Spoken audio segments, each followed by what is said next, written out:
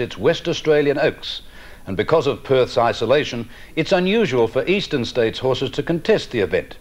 In 1986, however, Connections decided to send AJC Oaks runner-up Cologne to Perth in an effort to make the filly a Group 1 winner for her owners, Australian Racing and Breeding Stables Limited.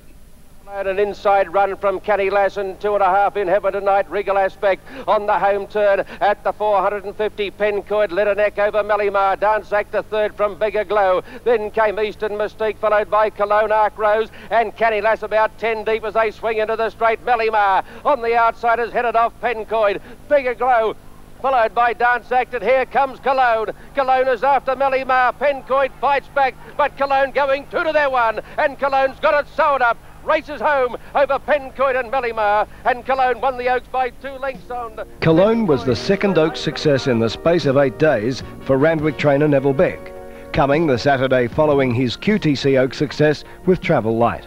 Cologne is by the Canadian-bred Bold Reason horse Sound Reason, who was Canada's champion 2-year-old of 1976.